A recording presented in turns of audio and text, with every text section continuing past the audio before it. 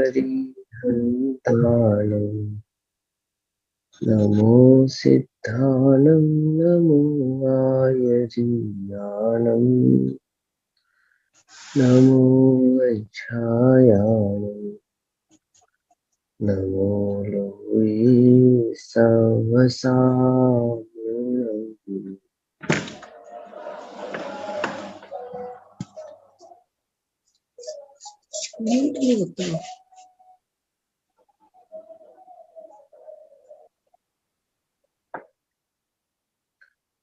मंगलमय मंगलकरण वीतराग विज्ञान नमः ताहि जाते भये अरहंतादिमः कर मंगल करहूँ महा ग्रंथ करनी को काज जाति मिल समाज सब आवे निज पद राज इस भव तरु का मूल एक जानहु मिथ्या भाव ताको करि निर्मूल अब करहु मोक्ष उपाय।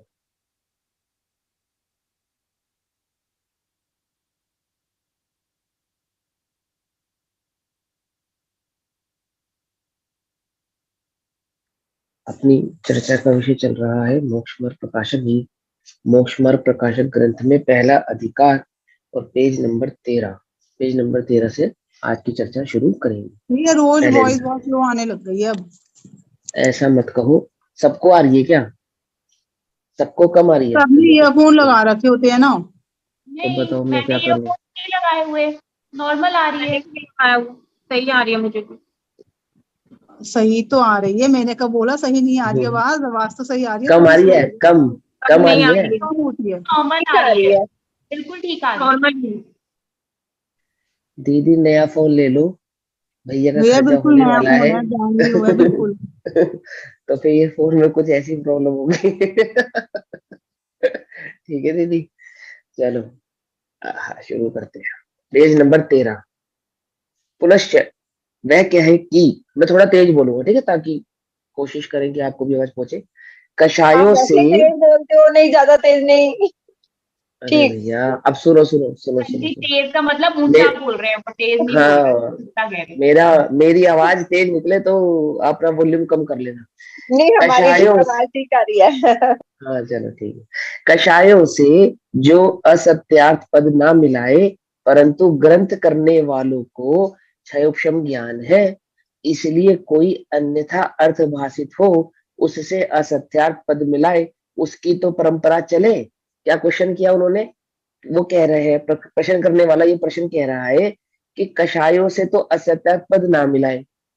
कोई किसी ने असत्यार्थ पद किसी अपेक्षा से नहीं मिला, उसके मन में कोई कषाय नहीं थी, पता ही उसको गलत था, या उसको समाधान नहीं है उसके पास, या वो उसी प्रकार का अर्थ समझ रहा है उस बात का, परंतु ग्रंथ करने वाले को क्षेपशम ज्ञान है। ठीक है ना, जो ग्रंथ कर रहा है उसका ज्ञान तो क्षेपशम ही है ना, केवल ज्ञान तो उसको हुआ नहीं है। इसलिए कोई अन्यथा अर्थभाषित हो उससे असत्यार्थ पद मिलाए, उसकी तो परंपरा चले। ठीक है ना, तो उसका समाधान, मूल ग्रंथ करता तो गणधर देव है।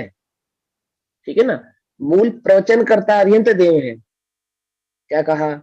और मूल ग्रंथ करता गणधर देव है। अंतर समझ में आया है ना? मतलब वक्ता जो है, मूल वक्ता वे तो अरिहंत परमात्मा है, परंतु ग्रंथ की रचना करने वालों में जो मूल है वे कौन है? वे गणधर देव है। वे स्वयं चार ज्ञान के धारक है। ठीक है ना, और साक्षात केवली का दिव्य ध्वनि उपदेश सुनते हैं। और कितनी बार सुनते हैं? एक दिन में कितनी बार दिव्य ध्वनि करती है? बोलो। एक दिन में 4 बार, 4 बार। और 4 बार दिव्य ध्वनि सुनते हैं, और जब तक समोशरण लगता है तब तक वो लगातार सुनते हैं, है ना? कोई कोई हम जैसा कोई श्रावक, हम तो नहीं, कोई पुण्यशाली श्रावक। हम भी पुण्यशाली, ऐसी बात नहीं है, दिव्य ध्वनि ही है ये भी। लेकिन साक्षात केवली का जो दिव्य ध्वनि सुने, कोई श्रावक किसी समय उपस्थित हो गए अथवा किसी समय कोई अन्य श्रावक उपस्थित हुए, ठीक है ना, जैसे भरत चक्रवर्ती कितने हजार के वर्ष के लिए चले गए थे, 6 खंड की विभूति जीतने, और पीछे समोषण लगा रहा, आदि रात भगवान का दिव्य ध्वनि फिरती रही ना, लेकिन गणधर नहीं बदलते। समझे नहीं समझे, वो तो गणधर सुनते ही रहते हैं। तो क्या कहते हैं कि कोई कुछ कुछ गणधरों को केवली भी बन जाते हैं, लेकिन जो मूल गणधर होते हैं ना, वो तो सदा उस समोषण में विद्यमान रहते ही है, जब तक वह समोषण लगा रहता है। योग ही ऐसा होगा ना कि जब तक तीर्थंकर भगवान मोक्ष नहीं चले जाएंगे तब तक गणधर का होना प्रेजेंट जरूरी हो गया। मूल गणधर भी दो प्रकार के हैं वहां पे। कुछ कुछ गणधर ऐसे होते केवली बन जाते हैं, कुछ आचार्य केवली हो जाते हैं, हाँ, कुछ लेकिन हो मूल जाता है। गणधर, हाँ, लेकिन मूल गणधर वहां पे जो होते हैं वो आद्योपान यानी शुरू से अंत तक बने रहते हैं, मूल गणधर।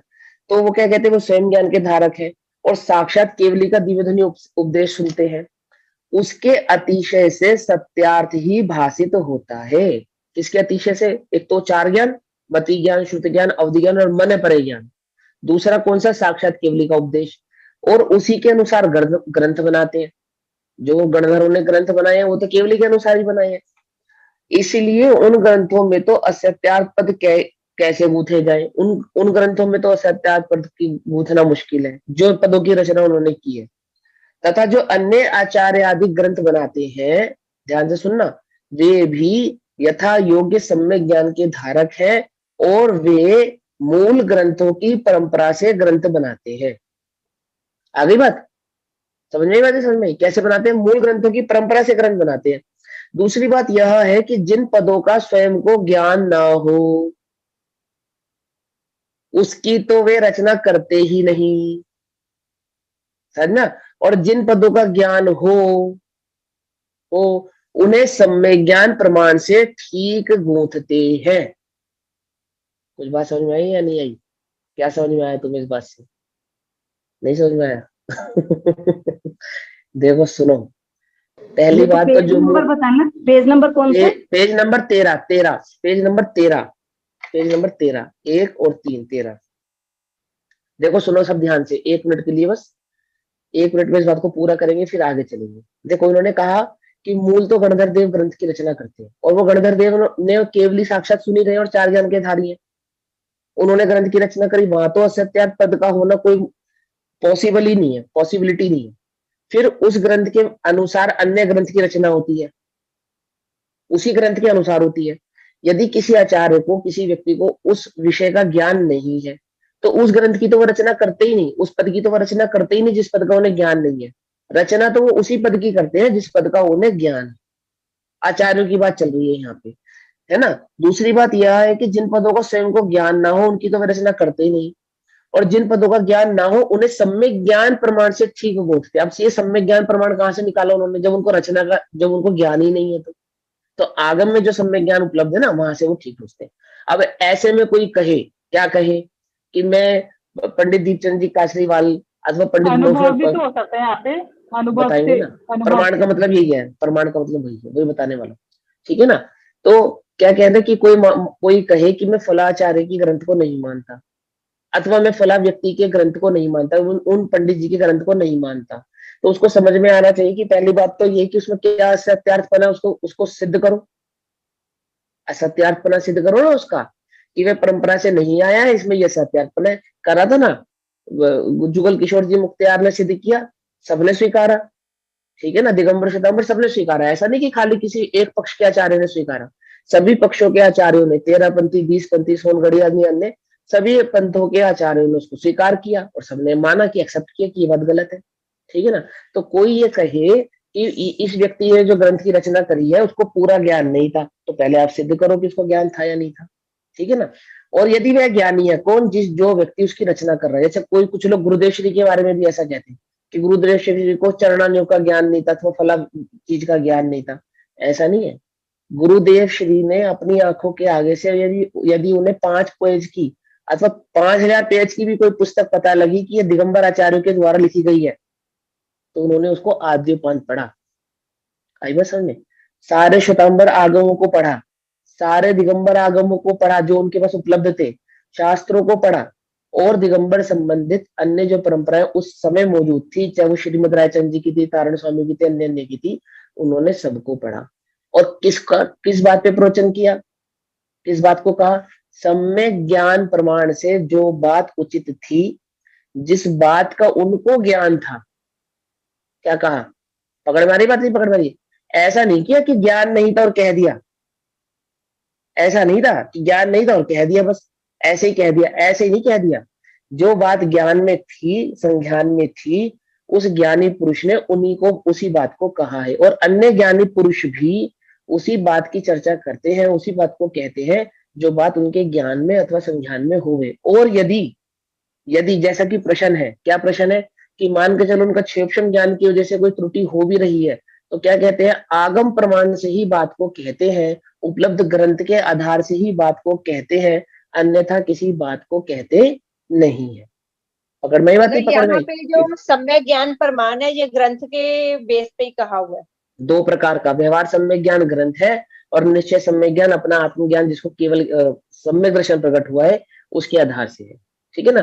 क्योंकि सम्यक दर्शन प्रकट होने के बाद जरूरी नहीं है कि ज्ञान का क्षेपक्षम बढ़ जावे। क्या कहा? सम्यक दर्शन होने एक अलग बात है और ज्ञान का क्षेपक्षम होना एक अलग बात है। लेकिन ज्ञान जितना भी उपलब्ध होगा सम्यक ज्ञान सम्यक दर्शन के बाद, वो सारा ज्ञान सम्यक ज्ञान नाम पाएगा। और जिसको सम्यक दर्शन प्रकट होगा वो परंपरा का ध्यान रखेगा ही रखेगा। क्यों? सम्यक दृष्टि के कितने गुण होते हैं? 8 गुण होते नहीं होते हैं? होते ना? उन 8 गुणों में ये सारी बातें आएगी। आप पढ़ो 8 गुणों का स्वरूप, समझ में बात? ऐसा इसीलिए व्यवहार सम्यक दृष्टि के भी 8 गुण होते हैं। निश्चय सम्यक दृष्टि के तो मूलतः 8 गुण स्वतः ही होते हैं, परंतु जिन्हें व्यवहार श्रद्धान भी होता है उन्हें भी अनीति का भय है। ठीक है ना? उन्हें भी इस बात का भय है कि हम कोई बात ऐसी ना कहवे जो प्रमाणिक ना होवे। ठीक, इसलिए प्रथम तो ऐसी सावधानी में असत्यात्पद गूते जाते नहीं, और कदाचित स्वयं को पूर्व ग्रंथों के पदों का अर्थ अन्यथा ही भाषित हो तथा अपनी प्रमाणता में भी उसी प्रकार का आ जाए तो उसका कुछ सारवश नहीं है, परंतु ऐसा किसी को ही भाषित होता है, सब ही को तो नहीं। इसलिए जिन्हें सत्यार्थ भाषित हुआ हो वे उसका निषेध करके परंपरा नहीं चलने देते। आई बात समझ में? ठीक। और जिन्होंने रचना की होती है, जिनको भाषित नहीं होता, उनको क्षेपक्षम ज्ञान में ऐसा प्रमाण होता है, वे उसको सहजता से स्वीकार लेते हैं, उसमें बदलाव कर देते हैं। आई बात समझ में?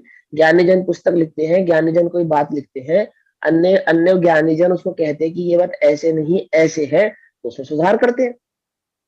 ऐसी कोई बात थोड़ी है। ठीक है ना? दादा भी कोई बात लिखते थे, प्रूफ रीडिंग कराते थे ना, सबसे पढ़वाते थे, कर्णान युग के विद्वानों से भी पढ़वाते थे, चंडान युग के विद्वानों से भी पढ़ाते थे। गुरुदेव के लेख भी अगर अन्य कोई विद्वान पढ़ता था और वह गुरुदेव से ऐसा कहता था कि गुरुदेव ये बात ऐसे नहीं ऐसे है, तो गुरुदेव उसको सहजता से स्वीकार करते थे। बोलो कहीं गुरुदेव ने किए या नहीं कहीं स्वीकार? कि हाँ की है। दादा की लिखी 10 लक्षण धर्म की पुस्तक में त्याग और दान के संबंध में जब गुरुदेव ने त्याग और दान का प्रकरण पढ़ा तो गुरुदेव ने भरी सभा में कहा कि इतनी बारीकी से तो मुझे भी पता नहीं था। समझे नहीं समझे? ये होती सहजता कि इतनी बारीकी से तो ज्ञान मेरे को भी नहीं था जितना इस पंडित ने लिखा है। ऐसे दादा के लिए कहा उन्होंने। ठीक। पुनश्च इतना जानना कि जिनको अन्यथा जानने से जीव का बुरा हो, ऐसे देव गुरु धर्मादिक तथा जीव अजीव आदि तत्वों को तो श्रद्धानी जैनी अन्यथा जानते ही नहीं। ये लगा दी पंडित जी ने शर्त है ये। इनका तो जैन शास्त्रों में प्रसिद्ध कथन है। ये पंडित जी को कहाँ पे कह रहे हैं? जब उन्होंने ये बात स्वीकारी है कि इतने इतने ग्रंथ जला दिए गए, इतने इतने ग्रंथ उपलब्ध नहीं है, इतने इतने ग्रंथों को पढ़ने वाला नहीं है, इतने इतने ग्रंथ ट्रांसलेशन नहीं हो पाया, ये सब स्वीकार लिया उन्होंने। उसके बाद वो कह रहे हैं इस बात को, क्या कहते हैं कि जिनको भ्रम से अन्यथा जानने पर भी, पहले तो ये जीवादिक तत्वों को श्रद्धांजलि जैनी अन्यथा जानते ही नहीं, इनका तो जैन शास्त्रों में प्रसिद्ध कथन है। यानी उपलब्ध जो जैन शास्त्र है उसमें तो इन बातों का प्रसिद्ध ही कथन है। और जिनको भ्रम से अन्यथा जानने पर भी जिन आज्ञा मानने से जीव का बुरा ना हो, ऐसा कोई सूक्ष्म अर्थ जैसे जैसे जैसे अर्थ पर्याय, आई बात समझ में? अर्थ पर्याय के संबंध में उनमें से किसी को कोई अन्यथा प्रमाणता में लाए तो भी उसका विशेष दोष नहीं है। ठीक है, यहाँ पे देखो सूक्ष्म बात की बात है, ऐसा कोई सूक्ष्म अर्थ, जैसे जैसे मैंने क्या बताया, अर्थ पर्याय। और भी होते हैं कि कितने कितने क्वालिटी के जो जो कर्मों का स्पंदन होने से जो कर्मों का बंधन होता है ना, उसमें भी कुछ काउंटिंग्स होती है। समझे नहीं समझे? उनमें कोई काउंटिंग आगे पीछे हो जावे, ठीक है ना। 5 शरीरों में से मूलतः शरीर आत्मा से भिन्न है, इस बात से भिन्न कोई तेजस शरीर आदि का स्वरूप ना समझ पावे। समझ में बात नहीं समझ में? तेजस शरीर संबंधी कोई बात समझ में नहीं आवे कि तेजस शरीर क्या है, तो कहते कि कोई बात नहीं है, वो इतनी ज्यादा प्रयोजनभूत बात नहीं है। आपको थोड़ी कम समझ में आती है तो भी चलेगी। एक इंद्रिय जीव में 2 प्रकार के भेद करे, कौन कौन से? निगोदिया एक इंद्रिय और एक इंद्रिय स्थावर, है ना, बादर स्थावर आदि। तो कहते किसी किसी को हो सकता है ये भेद थोड़ा कम समझ में आवे, कोई बात नहीं। साधारण वनस्पति आदि के संदर्भ में कि वहां एक इंद्रिय जो निगोदिया जीव होते हैं वो मात्र वनस्पति काय के ही जीव होते हैं, अन्य किसी काय के जीव नहीं होते। ऐसी कई कई बातें हैं जो हो सकता है कि आपको थोड़ी समझ में कम आए या नहीं आए, तो कोई दिक्कत नहीं है। पर शरीर से भिन्न एक आत्मा का जो भाव है, राग द्वेष आदि से भिन्न जो एक आत्मा का भाव है, किन परिणामों का कर्ता आत्मा है और किन परिणामों का कर्ता आत्मा नहीं है, यह जो भाव है, मैं किस गुण स्थान में, मेरी भूमिका क्या है, इसका जो भाव है, और आत्मानुभूति क्या चीज है, ये मूल बातें हैं। कुछ बात समझ में नहीं आई? जीव को अनादि से संसार में परिभ्रमण का कारण क्या है? कर्म। कर्मों के मूलतः बंधने का कारण क्या है? मिथ्या मान्यता। इन्हीं मिथ्या मान्यता को कषाय भी कहते हैं। आई बात समझ में? कषाय से बंध है ना, तो और क्या नाम है, ये इन कषायों में परिवर्तन का कारण क्या है? पाप, ठीक है ना। और पाप बुद्धि क्यों उत्पन्न होती है? कि पर में सुख बुद्धि मानने से पाप बुद्धि उत्पन्न होती है, ये मूल बात है। इतनी बातों का ज्ञान तो अवश्य ही सही सही ही होता है, अन्यथा अन्यथा जानते ही नहीं है। श्रद्धानी जैनी अन्यथा जानते ही नहीं है। पकड़ में आई बात? नहीं पकड़ में आई? पकड़ में आई? नहीं पकड़ में? देखो द्रव्यलिंगी की क्या भूल है? क्या भूल है? ठीक है, यही तो भूल है ना, मोटी मोटी भूल करना है ना, क्रिया को धर्म मानना, है ना, क्रिया विशेष को धर्म मानना, परिणाम विशेष को धर्म मानना, ये तो भूल कर रहा है। निश्चयभाषी क्या कर रहा है कि सर्वथा अबंध देख रहा है, सर्वथा सर्वथा अबंध, ठीक है। सही कर रहा है या गलत कर रहा है? उभयभाषी क्या कर रहा है कि मैं आत्मा भी हूं और देह का कर्ता भी हूं। समझे नहीं समझे? है ना। तो क्या कहते हैं, ऐसी ऐसी जीव अजीव आदि तत्वों तो श्रद्धानी जैनी जो होते हैं ना, ये अन्यथा नहीं जानते। श्रद्धानी जैनी अन्यथा नहीं जानते, मतलब यहाँ पे तो श्रद्धानी कह के एक अपेक्षा से वो सम्यक दृष्टि ही कहना चाहते हैं, ठीक है ना। फिर भी जिन्हें सम्यक दर्शन उत्पन्न नहीं हुआ है, आगम प्रमाण से जो बातों को जानते हैं, वे भी अन्यथा नहीं जानते हैं। इतनी सी बात। आगे वही गोमट सार में कहा है, गोमट सार की एक टीका उन्होंने कोट की, क्या लिखा? सम्मैठी जीवो उविठम अवीणम तु सदहदी असद्भावम अजन्मानो गुरु नियोगा। क्या है गाथा 27? सम्यक दृष्टि जीव, समदृष्टि जीवो, सम्यक दृष्टि जीव उदिठम उपदेश परिणम तो सुदहदी सत्य वचन का श्रद्धान करता है। क्या कहा? सम्यक दृष्टि जीव उपदेशित सत्य वचन का श्रद्धान करता है, और अजानता यानी अज्ञानता, अज्ञानमान, अजानमान यानी अज्ञानता, अज्ञानमान गुरु के नियोग से असत्य का भी श्रद्धान करता है। क्या कहा? मैंने क्या कहा? ऐसा कोई सम्यक दृष्टि जीव जो है, वो जो उपदेश में सत्य वचन है उसका तो श्रद्धान करता ही करता है, लेकिन कोई अज्ञानी गुरु के माध्यम से कोई बात ऐसी भी उसको मालूम चल जावे, कैसी कैसी जो असत्य हो, तो उसका भी श्रद्धान कर लेता है। कोई बड़ी बात नहीं है, कोई दिक्कत वाली बात नहीं है। 14 स्वर्गों की जगह 16 स्वर्गों की जगह 14 स्वर्ग मान लेवे, ऐसा हो सकता है। ऐसी कोई भूल उसके हो सकती है, कोई बड़ी बात नहीं है, हो जाती है। परंतु पुनश्च हमें भी विशेष ज्ञान नहीं है। पंडित जी अपने लिए कह रही है बात, पंडित जी हमें भी अपने लिए कह रहे हैं, हमें भी विशेष ज्ञान नहीं। देखो एक बात समझना, किसी गुरु के माध्यम से किसी असत्यात बात का उसने श्रद्धान कर भी लिया, किसी किसी शिष्य ने, लेकिन अगर उसको ये बात पता है कि इस विषय में मैं पारंगत नहीं हूँ, तो उस विषय की वह चर्चा नहीं करेगा अथवा उस विषय के संबंध में ग्रंथ की रचना नहीं करेगा। बस इतना ही जान लेगा कि हाँ ऐसा गुरु प्रमाण वचन है अथवा ऐसा आगम प्रमाण वचन है। और जब कोई आकर कोई किसी अन्य के निमित्त से उसको ये बात मालूम चले कि भाई देखो आगम में ऐसा लिखा है, ऐसा नहीं है, अथवा ये बात यहाँ पे इस प्रकार से लिखी है, इस प्रकार से नहीं है, उसको स्वीकार लेगा। आई बात समझ में? समझे या नहीं समझे? ऐसा। और जिसको विषय में पूरा ज्ञान है, उसको पूरी खबर है, वो क्या कहेगा?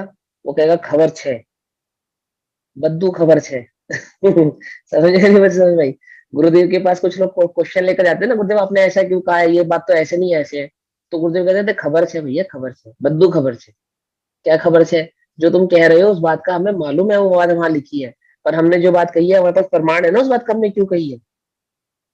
समझे नहीं समझे? जो तुमने कहा वो तो तुमने जो पक्ष पकड़ के लाए हो ना, हमें मालूम है वो लिखा है वहां पे, लेकिन हम जो बात कह रहे हैं हमारे पास उस बात का प्रमाण है, बद्दू खबर छे, सारी पता है हमें कहाँ पे क्या बात कहनी है, कहाँ पे नहीं कहनी। लेकिन जहां पे नहीं मालूम वहां शास्त्र से स्वीकारते भी है कि हमें नहीं मालूम, या अथवा हम यहाँ पे गलत थे, उसमें कोई बात ही नहीं है। जैसे गुरुदेव ने कह दिया, एक उदाहरण दिया ना मैंने साक्षात, कि उन्होंने साफ का त्याग और ध्यान के संबंध में हमें इतनी बारीकी से बात नहीं पता थी। और ये तो एक बात नहीं, ऐसी कई सारी बात, ऐसी कई सारी बातें हैं जिसमें गुरुदेव ने इस बात को स्वीकारा कि हमें इस बारे में ऐसा ही मालूम था। ठीक है ना? पुनश्च हमें भी विशेष ज्ञान नहीं है। हमें भी मतलब पंडित जी अपनी बात कर रहे हैं, हमें तो बहुत विशेष ज्ञान है, हम तो सब पंडित हैं। पंडित जी कह रहे हैं कि हमें तो विशेष ज्ञान नहीं है। ऐसा ही है ना? हमें भी विशेष ज्ञान नहीं है और जिन आज्ञा भंग करने का बहुत भय है, परंतु इसी विचार के बल से ग्रंथ करने का साहस करते हैं। इसलिए इस ग्रंथ में जैसा पूर्व ग्रंथों में वर्णन है वैसा ही वर्णन करेंगे। ठीक है ना? पंडित रोडोमल जी, भैया देखो इस बात को मैं क्यों हाईलाइट कर रहा हूँ, कोई अन्यथा ना लेने, क्योंकि ग्रंथ को पढ़े, ग्रंथ को समझे, तो ये इतनी बातें हमारे दिमाग में रहे। श्रद्धानी कैसे बनेगा? आगम श्रद्धानी कैसे बनेगा? जब तक उसको ये बात का पक्का विश्वास ना हुए कि जिस शास्त्र को मैं पढ़ रहा हूँ ये शास्त्र में लिखी बात सत्य है, पूर्णतः सत्य है। देव शास्त्र और गुरु का श्रद्धान नहीं करेगा तो सम्यक दर्शन कैसे प्रकट करेगा? क्योंकि शास्त्र में ही लिखा है ना सम्यक दर्शन प्रकट करने की विधि। तो क्या कहा? आत्मा का स्वरूप तो इसी शास्त्र में लिखा है ना, और इसी शास्त्र का भरोसा नहीं करेगा तो इसमें लिखी बात का भरोसा कैसे करेगा? कैसे भरोसा लाएगा कि हाँ मेरा स्वरूप ऐसा ही है, अन्यथा मेरा स्वरूप नहीं है। समझे नहीं समझे? इसलिए मैं ये बात को हाईलाइट कर रहा हूँ कि इसलिए इस ग्रंथ में जैसा पूर्व ग्रंथों में वर्णन है वैसा ही वर्णन करेंगे। अपनी बुद्धि से कोई वर्णन हम यहाँ पे करने वाले नहीं है कि हमें ऐसा लगता है या हमें ऐसा भाषित होता है, ऐसी यहाँ कोई बात नहीं है। ये बात अकेले अकेले पंडित रोडोमल जी कह रहे हैं ऐसा नहीं है, ये बात भी समझ लेना। प्रत्येक ग्रंथ करता इसी शर्त के साथ ग्रंथ की रचना करता है। अकेले पंडित टोडामल जी ने इस शर्त के साथ ग्रंथ की रचना की हो ऐसा नहीं है। आचार्य कुंदकुंद देव ने भी यही शर्त रखी। पहले सबसे पहले क्या लिखा? केवली शुद्ध केवली भणिदम। कहा नहीं कहा? केवलियों और शुद्ध केवलियों द्वारा कहा हुआ, और उसको फिर मैंने अपने सम्य ज्ञान से प्रमाणित किया। किसको? जो मुझे लगता था उसको मैंने अपने सम्य ज्ञान से प्रमाणित किया। ऐसा जो केवलियों और शुद्ध केवलियों ने कहा था उसको मैंने अपने सम्य ज्ञान से प्रमाणित करा है, और तुम भी इसे अपने सम्य ज्ञान से प्रमाणित करके जानना। क्या मतलब हुआ इसका? कि अनुभव से जानना, बुद्धि से मत जानना, खाली बुद्धि बुद्धि से याद कर लिया, ऐसा तो अनंत काल में अनंत बार किया है तुमने। समझे नहीं समझे?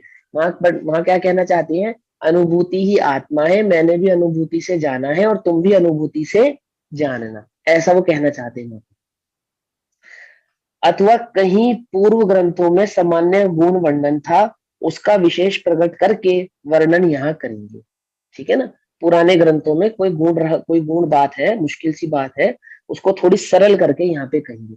तो पंडित रघुनाथ जी ने इस ग्रंथ को इसी अपेक्षा से लिखा कि कोई जो पूर्वाचार्यों के अनुसार जो ग्रंथ परिपाटी चली आ रही है वैसा ही कहेंगे, अपनी बुद्धि से कुछ नहीं कहेंगे, सम्यक ज्ञान प्रमाण से कहेंगे, परंपरा का पालन करेंगे, और उसी परंपरा में जो बात थोड़ी टिपिकल है, डिफिकल्ट है, कॉन्फ्लिक्ट है, उसको थोड़ा यहाँ पे इजी करेंगे। ठीक है, इस बात से दो बातें सिद्ध हो जाती है। इस बात से दूसरी बात क्या सिद्ध होती है, जो हमने अभी अरिहंत के संबंध में दर्शन संबंधी बात को पढ़ा था, एक उसी दर्शन संबंधी बात को पंडित टोडरमल जी ने इसी ग्रंथ में आगे भी उठाया है। पता है ये बात कि दर्शन सामान्य अवलोकन रूप होता है और ज्ञान स्वपर विशेष रूप ज्ञान को जानता है। इसी संबंध को पंडित टोडरमल जी ने इसी ग्रंथ में आगे भी उठाया। निश्चय भाषी के प्रकरण में नहीं, हाँ, निश्चय भाषी के प्रकरण में आया। हाँ, उन्होंने उठाया ना वहां पे दर्शन संबंधी बात को, तो उन्होंने स्पष्ट कह दिया, अगर कोई बात कॉन्फ्लिक्ट होती तो वो वहां पे उसको डिस्क्राइब करती। ठीक है ना, तो ज्यादा डिस्क्रिप्शन अपने दिमाग में सेट नहीं करना, सिंपल साधारण बात को साधारण ही रहने देना, क्योंकि अभी मुश्किल बहुत सारी बातें हैं जिसमें बुद्धि को लगाना है। क्या कहते हैं, विशेष प्रकट कहते हैं। तो इस प्रकार वर्णन करने में मैं तो बहुत सावधानी, मेरा पेज नंबर 200 पर है। हाँ हाँ, मुझे पता है दीदी, वो तो जब समय आएगा ना वहां पे भी पहुंचेंगे, अभी यहीं पे रहो। क्या कहते हैं, जो सो इस प्रकार वर्णन करने में मैं तो बहुत सावधानी रखूंगा, सावधानी करने पर भी कहीं सूक्ष्म अर्थ का अन्यथा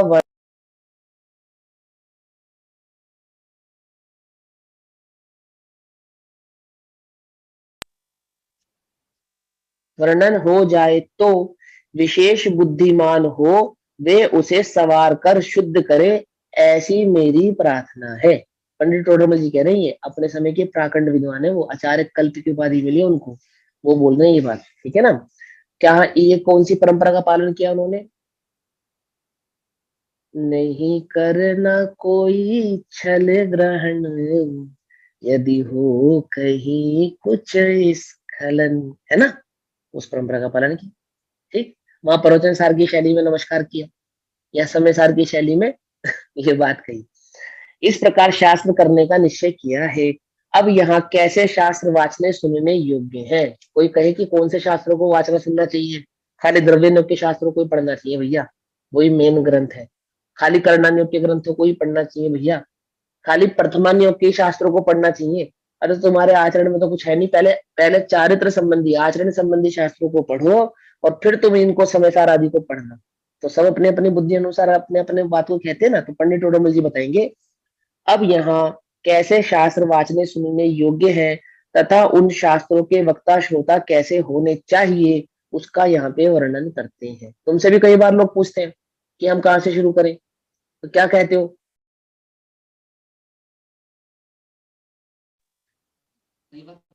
तुमसे भी कि आप दीदी इतना पढ़ते हो, इतना समझते हो, हमें बताओ, हमें तो कुछ भी नहीं मालूम, हम कहाँ से शुरू करें, हमें पहले क्या पढ़ना चाहिए, हमें पहले क्या समझना चाहिए।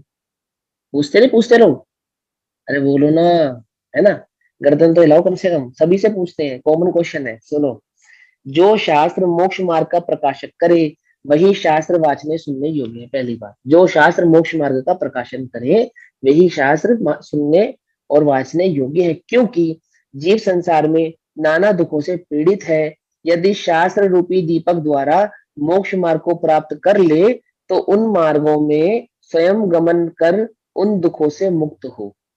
ठीक है, सो मोक्ष मार्ग एक वीतराग भाव है।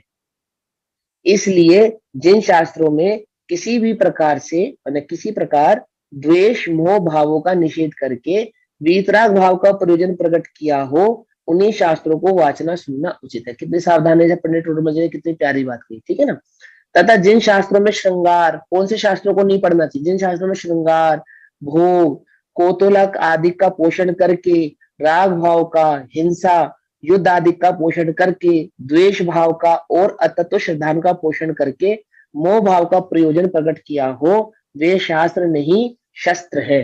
क्या कह दिया उन्होंने, अन्य मतियों के शास्त्रों को इस प्रकार से उन्होंने यहाँ पे कह दिया। ठीक है ना, देखो श्रृंगार संबंधी शास्त्र भी होते हैं, मालूम है ये बात, नहीं मालूम, होते हैं ना, भोग संबंधी शास्त्र होते हैं, कौतूहल आदि का पोषण करके राग भाव संबंधी शास्त्र होते हैं, तंत्र मंत्र मारण उच्चाटन आदि के कितने सारे शास्त्र होते हैं, खूब शास्त्र होते हैं ऐसे, भरा पड़ा है संसार, भंडार भरा हुआ है ऐसे शास्त्रों से। ठीक है ना, तथा जिन शास्त्रों में हिंसा युद्ध आदि का पोषण करके, द्वेष भाव का और अतत्व श्रद्धा आदि पोषण करके मोह भाव का प्रयोजनभूत प्रकट किया हुए शास्त्र नहीं क्या है, शस्त्र है। क्या है वे, शस्त्र। आओ एक शिविर लगाते हैं। क्या शिविर लगाते हैं? भक्तांबर का शिविर लगाएंगे। अच्छा, फिर क्या होगा? भक्तांबर के 48 काव्यों के मंत्र रिद्धि सिद्धि तुमको सिखाएंगे और फिर तुम्हारे सारे मनोरथ उसमें क्या हो जाएंगे? सफल हो जाएंगे, है ना? कौन सा शास्त्र है ये? बोलो भैया। हम तो जैन दर्शन पढ़ने जा रहे हैं, जैनियों का ही है। मानतुंगाचार्य जैन नहीं थे क्या? है? और क्या नाम है, और मानतुंगाचार्य ने रचना की थी आदिनाथ भगवान की स्तुति, उसके अंदर किसके अंदर? भक्तांबर स्तोत्र के अंदर। हम तो भक्तांबर पढ़ने जा रहे हैं। अरे भैया, किसका पोषण करने जा रहे हो? पोषण बताओ किसका करने जा रहे हो, ये बताओ, समझे? अभिप्राय हाँ, अभिप्राय क्या है तुम्हारा? पोषण किसका करोगे उसके माध्यम से? हम तो जैन साधुओं के पास जाते हैं। अच्छा, क्या करने जाते हो? जैन साधुओं में मेरी बहुत श्रद्धा है, अटूट श्रद्धा है। बहुत अच्छी बात है, होनी चाहिए। अच्छा, क्या श्रद्धा है तुम्हारी? एक बार हमारे घर पे जैन साधु आए थे, जब से उनके चरण पड़े तब से मेरी दुकानदारी इतनी बढ़िया चल रही है, इतनी बढ़िया चल रही है, मैंने पीछे मुड़ के नहीं देखा। क्या पीछे मुड़ के नहीं देखा? कि अब तो मुझे मरने की भी फुर्सत नहीं है, इतना। तो जिसे मरने की फुर्सत नहीं है वो नहीं मरेगा ना, है ना? यही श्रद्धा है उसको जैन जैन साधुओं से। गोद में क्या श्रद्धा जाके नहीं है? करेगा ना, मरता ही जाएगा। मतलब उनको यही यही श्रद्धा जैन साधुओं से। क्या श्रद्धा? यही श्रद्धा है कि हमारे पुत्र सुरक्षित रहेंगे, हम सुरक्षित रहेंगे, हमारी बीमारियां ठीक हो जाएंगी, फलाना हो जाएगा, ठिमकाना हो जाएगा। मैंने जरूरी नहीं है कि तुम्हें अपने भोग उपभोग आदि को पोषण करने के लिए अन्य शास्त्रों को ही पढ़ना पड़े, ऐसा जरूरी नहीं है। समझे नहीं समझे? हमें एक बार एक सज्जन मिले। कहाँ मिले थे? रायकोट में मिले थे शायद। तो कहते कि चंद्रगत प्राप्ति और सूर्यगत प्राप्ति श्वेतांबरों के 32 आगमों में 2 आगम है। बोले बहुत बढ़िया आगम है, बहुत बढ़िया आगम है, पढ़ने चाहिए, बहुत बढ़िया आगम है। तो मैंने कहा क्या बहुत बढ़िया है उसके अंदर? बोले मैं तो ज्योतिष के बारे में कुछ भी नहीं जानता था, उसको पढ़ने के बाद तो मैं बहुत बड़ा ज्योतिष बन गया। मैं कहा गजब हो गया भाई। क्या समझे? चंद्रगुप्त प्राप्ति और सूर्यगुप्त प्राप्ति नामक ग्रंथों को पढ़ के, आगमों को पढ़ के क्या बन गया वो? ज्योतिष बन गया। अब भगवान बनने का मार्ग बता रहे हैं भगवान, तो क्या बनना चाह रहे हैं? ज्योतिष बन गया, मैं तो ज्योतिष बन गया। अरे गजब हो गया। अब क्या करेगा? हस्तरेखाएं देखी जाती है, फुटपाथ पे बैठेगा बोर्ड लगा के, ज्योतिष बन गया तो। है? गजब हो गया भैया। वीतराग भाव का प्रयोजन है ना, प्रकट किया उन्हीं शास्त्रों को वाचना सुनना उचित है। इस प्रकार से भी उस प्रकार से भी, दोनों प्रकार से समझो। तथा जिन शास्त्रों में श्रृंगार आदि आदि की हो अतत्व श्रद्धानो, उसका प्रयोजन के वे शास्त्र नहीं शस्त्र है। क्योंकि जिन राग द्वेष मोह भावों से जीव अनादि से दुखी हुआ, उनकी वासना जीव को बिना सिखलाए ही, क्या कहा? बिना सिखलाए ही थी, और इन शास्त्रों द्वारा उन्हीं का पोषण किया। समझे नहीं समझे? इन शास्त्रों द्वारा क्या किया? उसी बात का पोषण किया। भला होने की क्या शिक्षा दी? बोलो। भला होने की तो कोई शिक्षा नहीं मिली, जीव का स्वभाव घात ही किया। इसलिए ऐसे शास्त्रों का वाचना सुनना उचित नहीं है। समझे नहीं समझे? वाचना सुनना उचित नहीं है।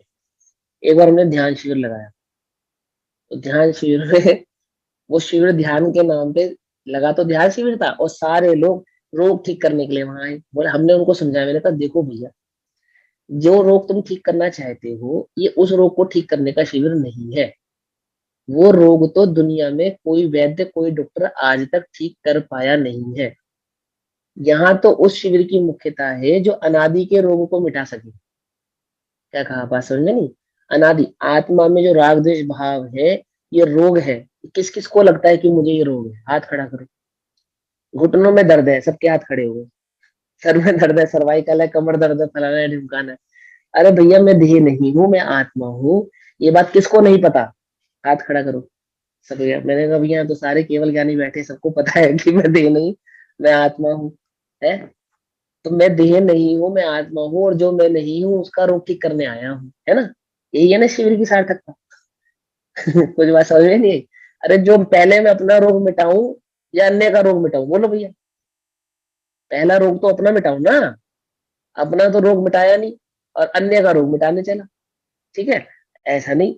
यहाँ वांचना सुनना जिस प्रकार कहा, उसी प्रकार जोड़ना, सीखना, सिखाना, विचारना, लिखाना आदि कार्य भी उपलक्षण से जान लेना। ठीक है ना? आदि आदि शास्त्रों के विषय में भी इसी प्रकार से जान लेना। इस प्रकार जो साक्षात अथवा परंपरा से वीतराग भाव का पोषण करे, ऐसे शास्त्री का अभ्यास करने योग्य है।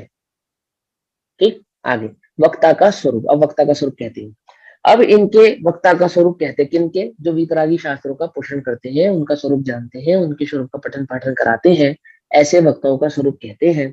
प्रथम तो वक्ता कैसा होना चाहिए कि जो जैन श्रद्धान में दृढ़ हो। ठीक, जैन श्रद्धान में दृढ़ हो मतलब कैसा, कि कोई उसको श्राप दे देगा, कोई उसको, है ना, कोई वेंतर उसके साथ कुछ भला बुरा कर देगा और भैया कि नहीं है वो तो नाराज हो जाएंगे, भैया वो तो नाराज हो जाएंगे, है। जो ज्योतिष आदि देवों से डरता हो, ऐसे ऐसे ऐसे वाले की वक्ता की बात नहीं करनी। जैन श्रद्धान में कैसा हो, दृढ़ हो। ठीक है, तभी तो दृढ़ता से स्थिर कर पाएगा अन्य जीवों को। जो स्वयं ही अंगूठे गंदे ताबीजों से लदा हो, क्या कुछ बात समझ नहीं, जो पहले ही तुमसे कह रहा हो भैया जी देव नाराज हो जाएंगे, ऐसा नहीं, ऐसे तो जहां जाओ। अभी हमने सुना कुछ दिन पहले कि कोई भी देव तुमको परेशान करता है, ऐसा है, अपने अपने घर के बंद कमरे में भी यदि प्रवेश करो, अंधेरे कमरे में, तो 3 बार फला फला फला बोल के प्रवेश करना। मैं मंत्र नहीं बता रहा, नहीं तो तुम सब याद कर लोगे। फला फला बोल के प्रवेश करना। क्या होगा उससे, क्या होगा भैया, कोई भूत तुम्हारे चिपटेगा नहीं। अनादि का मोह तुम्हारे चिपटा है भैया, वो भूत है। क्या कहा, उसको उसको हटाने का, भगाने का मंत्र जानते हो नहीं जानते हो, या इसी फला भूत को भगाने का ही मंत्र जानते हो, क्या कहे, नहीं समझे ना ऐसा, ये सब उसको इतना नहीं मालूम, कैसे बताएं बताओ। ये जो होते हैं ना, जो जो मूर्ति पूजा नहीं करते, मूर्ति पूजन को नहीं मानते, वो कैसे आते हैं मंदिर में आके, मूर्तियां तोड़ के चले जाते हैं, चले जाते हैं। अभी तुम ग्वालियर शिविर में जाओगे, देखना गोपाचल पर्वत पे क्या शानदार प्रतिमा बनाने बनाने में जीवन गुजर जाए, ऐसी प्रतिमाओं को एक झटके में तोड़ के चले गए, मंदिरों को तोड़ के चले गए, मंदिरों पे कुछ भी कुवस्तु का फेंकते हैं, अन्य अन्य कुकर्म करते हैं, कहाँ चले जाते हैं देव, क्यों नहीं करते रक्षा। जैन शास्त्र में श्रद्धा नहीं है ना, बस वो मंत्री याद करके बैठा रह जाता है कि वो मुझे, ये देव मेरे साथ ऐसा ना कर दे, वो देव मेरे साथ फला ना करे। अरे कोई किसी के साथ बिगाड़ सुधार नहीं करता, अपना कर्म, अपना मोह, अपना राग, अपना द्वेष अपने कर्म के बंध का कारण है, और वही हमारे हमारे सुख दुख का कारण बनता है। आपको पता है सोम चक्रवर्ती कितने, एक चक्रवर्ती की सेवा में कितने देव होते हैं, है ना, और निरंतर होते नहीं होते, इतने हजार, और ऊंचे से ऊंचे देव होते हैं, छोटे से छोटे देव होते हैं। और एक एक मामूली से देव ने क्या करा उसके साथ, क्या करा, कहाँ गए तो उसकी रक्षा देव, जो उसकी सेवा में इतने सारे देव विद्यमान थे, बोलो, समझे नहीं समझे। मैंने जिसको स्वयं ही श्रद्धान नहीं हो, जो स्वयं ही डरा हुआ हो, किससे, किससे, पाप से नहीं, कषायों से नहीं, भोग उपभोग की सामग्रियों में कोई विघन ना पड़ जावे, ऐसी बातों से जो स्वयं डरा हुआ हो। कोई मेरा बिगाड़ सुधार कर सकता है इस नीति रीति से जो स्वयं डरा हुआ हो, ठीक है ना। कैसे थे वो, क्या पढ़ रहे थे वहां पे, अकम्पनाचार्य 700 मुनिराज कौन से मंत्र को याद कर रहे थे। अब भगवान कौन, पारसनाथ, तो केवल केवल ज्ञान प्रकट होने से पहले मन परिज्ञानी तो थे ही ना, तो उनको तो पता ही होगा कि 3 बार क्या बोलना है। तो कमठ क्या करता, फिर उपसर्ग नहीं करता ना, भग नहीं जाता वो कमठ। ठीक है ना, तो उन्हें पता है कि 3 बार क्या बोलना है, गजब हो गया।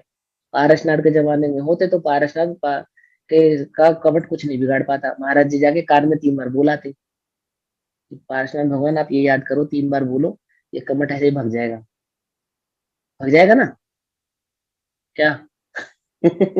जहां भी जाते होंगे साधु, जाने से पहले 3 बार वही मंत्र का से बोलते हो, प्रवेश करने से पहले, बाहर निकलने से पहले। अरे भैया, शमशान नदी भयानक अटवी से नहीं भय खावे, क्या है लाइन पढ़ना, मैं तो थोड़ी सी लाइन कंफ्लिक्ट कर गया। रहे अडोल अकंप निरंतर, यह मन दृढ़तर बन जावे, इष्ट योग अनिष्ट योग में सहनशीलता दिखलावे, है ना। और अटवी शमशान, पर्वत नदी शमशान भयानक, अटवी से नहीं भय खावे। रहे अडोल अकंप निरंतर यह मन दृढ़तर बन इतनी जावे। सी बात तो वो भी जानते हैं, कौन, साधु नहीं है वो जिन्होंने लिखी है ये बात, साधु नहीं थे जब वो लिख रहे थे इस बात को। उन्होंने नहीं लिखा कि क्या भैया 8वीं और आदि में प्रवेश करते समय, शमशान आदि में प्रवेश करते समय 3 बार ये बोलकर मैं प्रवेश करूं, ऐसा लिखा मेरी भावना में, क्या होनी चाहिए मेरी भावना, समझे ना? तो वक्ता का स्वरूप कैसा होना चाहिए? प्रथम तो वक्ता कैसा होना चाहिए कि जो जैन श्रद्धान में दृढ़ हो, ठीक है ना, बिल्कुल दृढ़ हो। क्योंकि यदि स्वयं अश्रद्धानी हो तो औरों को श्रद्धानी कैसे करेगा? बोलो, औरों को श्रद्धानी कैसे करेगा? याद है तुमको मैंने फिरोजपुर का एक किस्सा सुना,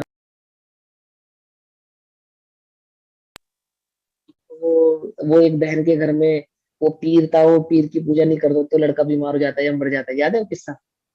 नहीं याद है, चलो बाद में सुनाएंगे, छोड़ो। श्रोता तो स्वयं ही आपने से, सुनाया नहीं था, हाँ सुनाया सुनाया नहीं। भाई मैंने, नहीं सुनाया, नहीं सुनाया। देखो क्या हुआ हम बताते। एक बार क्या हुआ, हमारा फिरोजपुर जाना हुआ, ठीक है ना, फिरोजपुर जाना मालूम है, जीरा के पास है, पाकिस्तान का बॉर्डर फिरोजपुर, ठीक है ना, पंजाब का ये फेमस शहर है।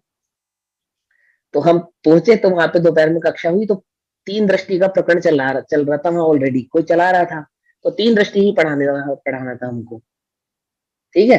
तो तीन दृष्टि में वो जो बोल है उसमें एक सम्यक दृष्टि, मिथ्या दृष्टि और मिश्र दृष्टि।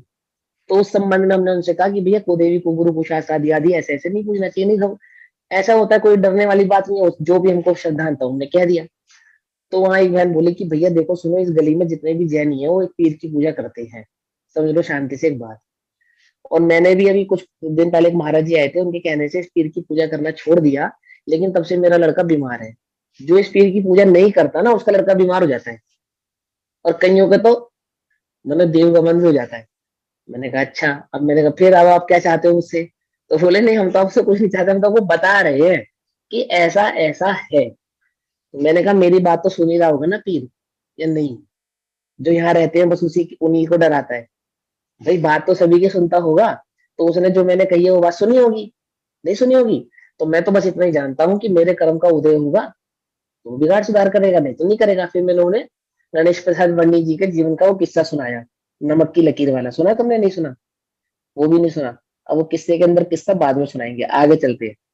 इत्तेफाकन 2 दिन बाद उनके घर जाना हुआ, तो हम घर में घुसे बैठे तो उन्होंने सबसे पहले हमें क्या बताया, भैया देखो ये आला है ना, इसी में रहता है वो पीर। अब हमने कहा, उसने आले में ऐसे हाथ घुमा के, हमने कहा हाँ भाई पीर बाबा जो भी हो चलो हमारे साथ, चलो हमारे साथ, क्या परेशानी है तुम्हें हमें बताओ।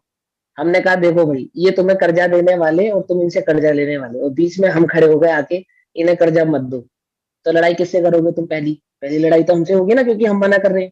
भाई ये लेने वाला और तुम देने वाले, और मना करने वाला कौन? मैं। तो पहली लड़ाई का कारण तो मैं ही बनूंगा। तो ऐसे ही तुम तो पुजवाने वाले और ये पूजने वाले, और बीच में आ गया मैं, क्या कहता हूं मैं कि मत पूजो इन्हें। तो तुम्हारी पहली लड़ाई किसके साथ होनी चाहिए? मेरे साथ होनी चाहिए ना पहली लड़ाई। तो मैं ये कह रहा हूँ कि मत पूजो इन्हें, और ये तुम्हें कुछ कहे तो मुझे बताना। और तुम भी सुनो पीर बाबा, क्योंकि पूजा करने के लिए मैं तुम्हें मना कर रहा हूँ तो मेरा एक फोटो खींच के रख लो इस आले में। और एड्रेस भी रख लो, कई पीर बाबा गलती से मेरा फोटो या मेरी शक्ल या मेरा एड्रेस भूल जावे, किसी और के घर ना पहुंच जावे, ठीक है ना? तो उनको कहना जब तुम्हें परेशान करे कि देखो बाबा हम तो तुम्हें पूजना चाहते हैं, वो भैया है ना वो बीच में टांग अड़ा रहे हैं, पहले जाओ उनकी टांग ठीक सीधी कर आओ।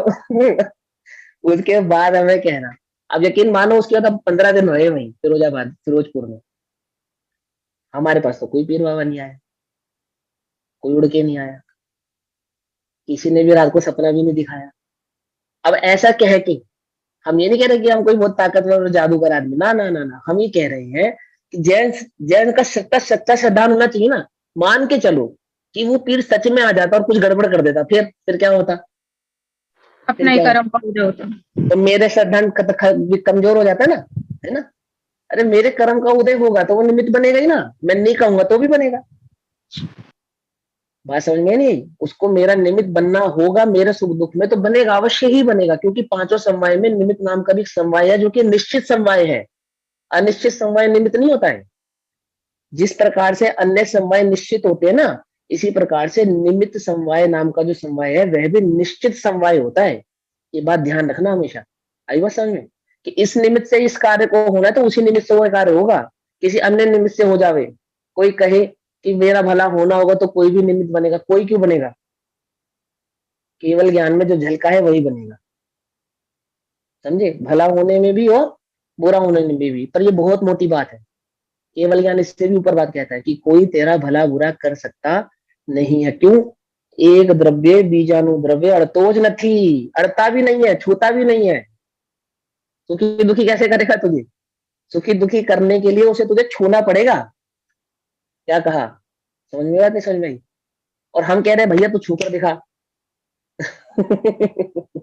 तू तो हमें छू भी नहीं सकता, बात की तो बात की बात है। आई बस समझ? तो क्या कहते हैं, क्योंकि यदि स्वयं अश्रद्धानी हो तो औरों को श्रद्धानी कैसे करे? कर ही नहीं सकता। श्रोता तो स्वयं ही से हीन बुद्धि के धारक हैं, उन्हें किसी युक्ति द्वारा श्रद्धानी कैसे करे? मैंने किसी भी प्रकार की युक्ति से उसको श्रद्धानी, दृढ़ श्रद्धानी बनाना है ना। और श्रद्धान ही सर्व धर्म का मूल है। बोल्ड में लिखा है, तुम्हारे शास्त्र में नहीं लिखा ये बात? बोल्ड में लिखी है। हाँ, श्रद्धान क्या है? श्रद्धान ही सर्व धर्म का मूल है। पुरुष वक्ता कैसा होना चाहिए कि जिसे विद्या अभ्यास करने से शास्त्र वाचने योग्य बुद्धि प्रकट हुई हो। विद्या अभ्यास करने के कारण, है ना। क्योंकि ऐसी शक्ति के बिना वक्तापने का अधिकारी कैसे हो? अब जिसका बोल ही साफ ना हो, जिसको पढ़ना ही ना आवे, शब्द का अर्थ ही ना करना आवे, तो कैसे वक्ता बनेगा? पुनश्च वक्ता कैसा होना चाहिए कि जो सम्यक ज्ञान द्वारा सर्व प्रकार के व्यवहार निश्चय आदि रूप व्याख्यान का अभिप्राय पहचानता हो। कोई बात निश्चय से कही गई है, कोई बात व्यवहार से कही गई है, उसके अभिप्राय को भली भांति पहचानता हो, है ना। ऐसा नहीं है खैच करे। सम्यक एकांत की खैच होना एक अलग बात है, ये भी समझने वाली एक बात है। सम्यक एकांत को खींचना, खींचना इनसे जोर डालना एक अलग बात है। लेकिन कोई बात वहां लिखी है तो वो किस अभिप्राय से लिखी गई है? निश्चय के संदर्भ में लिखी है, व्यवहार के संदर्भ में लिखी है, इस बात का ज्ञान वक्ता को होना चाहिए। ठीक, क्योंकि यदि ऐसा ना हो तो कहीं अन्य प्रयोजन सहित व्याख्यान हो, उसका अन्य प्रयोजन प्रकट करके विपरीत प्रवृत्ति कराए। अब तुम्हें यही नहीं पता कि वहां किस प्रयोजन से बात कही गई है, और तुम उसको बात को नहीं जानोगे, और तुम अन्यथा प्रयोजन ग्रहण करने के बाद उस बात को किस प्रकार से प्रचारित करोगे? विपरीत ही प्रचार उसका होगा, सम्यक प्रचार उसका होगा नहीं। पुनश्च वक्ता कैसा होना चाहिए कि जिसे जिन आज्ञा भंग करने का भय बहुत हो। ठीक, क्योंकि यदि ऐसा नहीं हो तो कोई अभिप्राय विचार कर सूत्र विरुद्ध उपदेश देकर जीवों का बुरा करे, सो ही कहा है। अंतिम बात, बहु ये गाथा लिखी है, गाथा का अर्थ कर देता हूं। जो अनेक क्षमाधिक गुण तथा व्याकरण आदि विद्या का स्थान है। क्या कहा? समझ में आई बात? जो अनेक क्षमाधिक, क्षमा आदिक यानी 10 धर्म है ना, जो हमारे 10 क्षमाधिक, तथा व्याकरण आदि विद्या का स्थान है, तथापि सूत्र भाषी है जो छोड़ने योग्य ही है, जैसे कि उत्कृष्ट मणि संयुक्त होने पर भी सर्प है, सो लोक में विघ्न ही का करने वाला है। क्या कहते हैं? कोई ऐसा व्यक्ति हो जिसके अंदर क्षमा आदि बहुत सरलता, बहुत सरल व्यक्ति हो, बहुत सरल गुणी व्यक्ति हो, गुणी, और कैसा हो? व्याकरण आदि विद्या का भी जानकार हो, परंतु कैसा है? लेखा वाला हो गया ना। हाँ, पीर परम शुक्ल लेशा वाला ही क्यों ना, तथापि उत सूत्र भाषी हो, यानी कि सूत्र का अन्यथा अर्थ करने वाला हो, तो कैसा है? छोड़ने योग्य ही है। क्यों छोड़ने योग्य है? उत्कृष्ट मणि संयुक्त होने पर भी सर्प है, सो लोक में विघ्न ही का करने वाला है। यानी एक कोई सर्प ऐसे होते हैं जिनके सर में मणि होती है, ऐसे कुछ कुछ हाथी भी होते हैं जिनके सर में मणि होती है। ठीक, कुछ कुछ आदमी भी होते हैं जिनके सर में मणि होती है, मालूम है? पेट में तो मणि आजकल सभी के हैं, पथरी।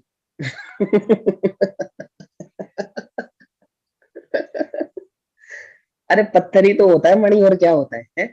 मणि सुन के ऐसा लगता है अरे आपके सर में मणि। जैसे हमारे पेट में पत्थर होता है, ऐसे आपके सर में एक पत्थर होता है, उसको मणि कहते हैं। ठीक है ना। तो क्या कहते हैं, और कोई उस सर्प के पास क्यों जावे? खतरनाक होता है वो सर्प, बहुत विषैला सर्प होता है। ठीक, मणि हो तो भी अपनी जान गंवा के तो उसको उसके पास जाएगा नहीं। इसी प्रकार उत्सूत्र भाषी हो और बहुत सरल सज्जन ही क्यों ना हो, ज्ञानी क्यों ना हो, उसके पास जाना नहीं।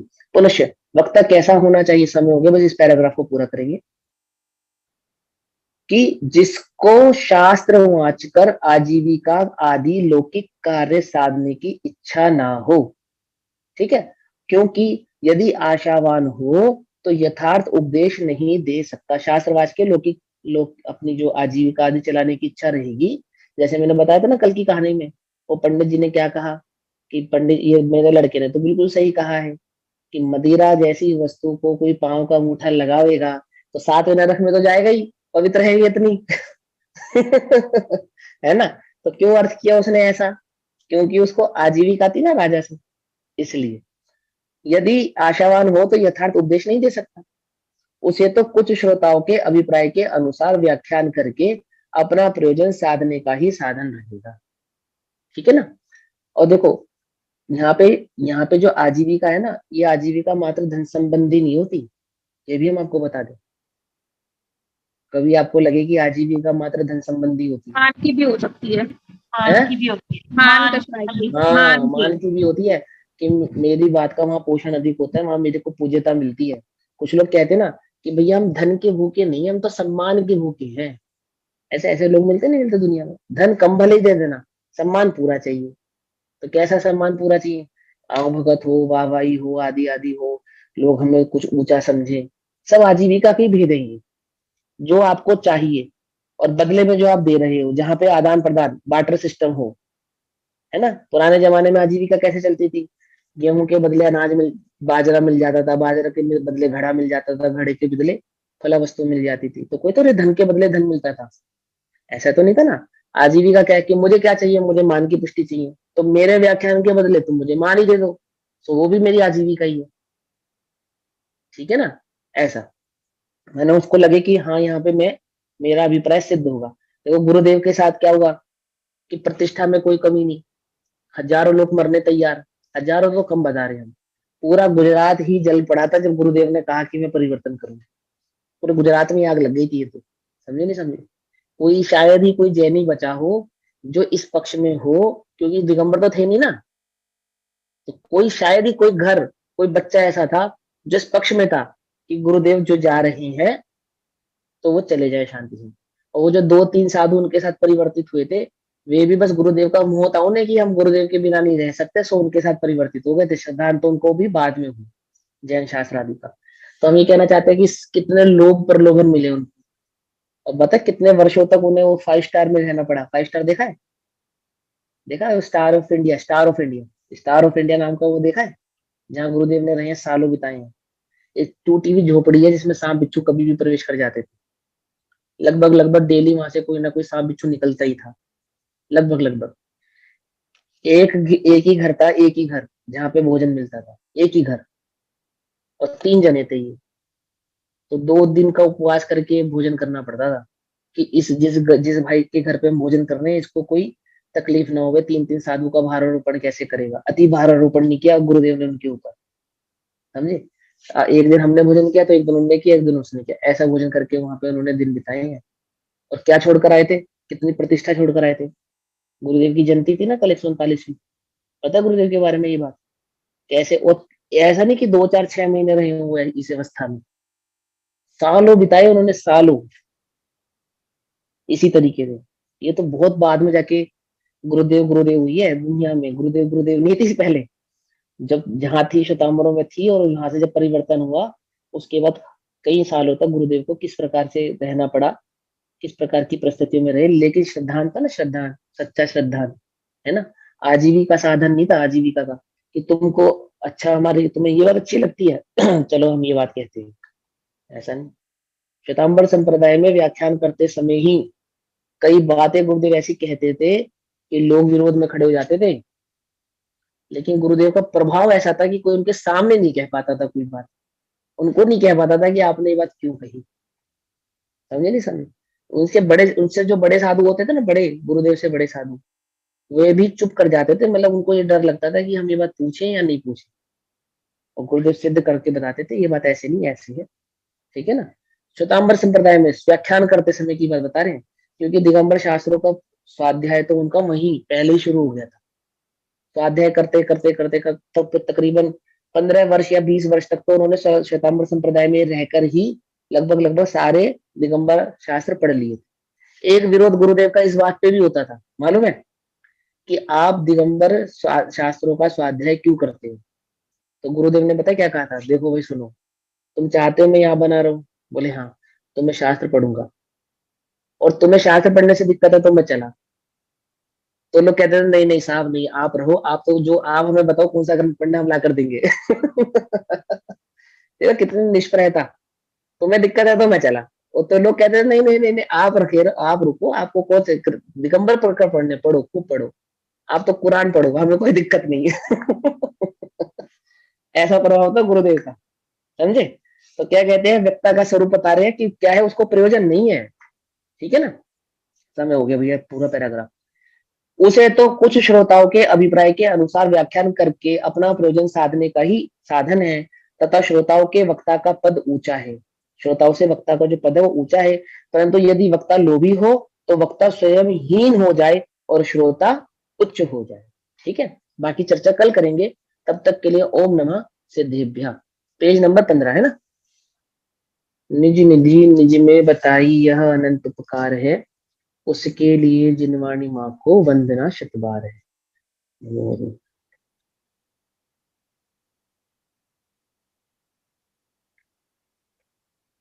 जय हिंद सभी को। जय जय